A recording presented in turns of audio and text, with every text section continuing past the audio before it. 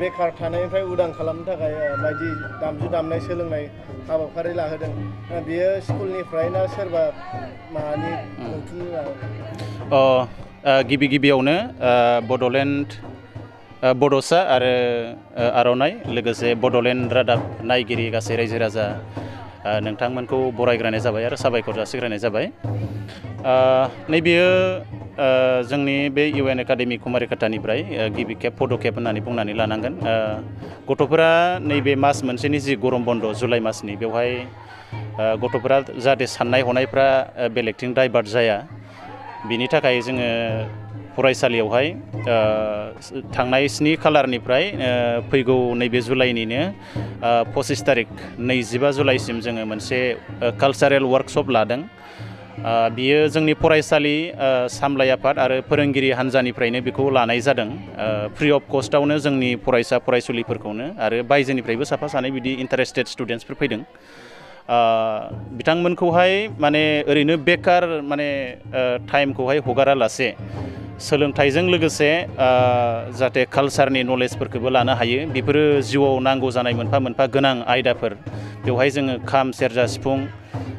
भायलिनबो दामदों ओमफ्राय बिनि उनावहाय हारमनियाम बेखिनिखौ जों होग्रोदों गथ'फोरनो इनिशियेलि जों बेखिनिखौहाय बेसिक माखासे इडुकेसन कालचारनि मिउजिकनि इडुकेसनखौ जों होग्रोदों जाहाथे गथ'फोरा रोंनानै थायो आरो नैबे गरम बन्दनि जिथु स्लें मोनसे स्लेक टाइम बे स्लेक टाइमखौहाय जाहाथे एसे बेसेन गोनाङै बाहायनो हायो बिनि थाखाय बे कालचार वर्कशपखौहाय होनाय जादों आरो मा दामनायफोर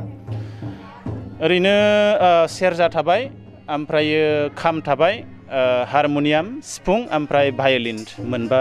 साबजेक्ट मोनबा आयदा होनाय जादों आरो नोंथांमोना बेखौ गरम बन्दआवल' लागोन ना आगोलावबो बेफोरबायदि हाबाफारि लाबाय थागोन सिगाङाव बिदि लाफेराखैमोन देग्लाय बेखौ आङो एसे गोनांथि होनानै बेखौ लानाय जादों ओमफ्रायो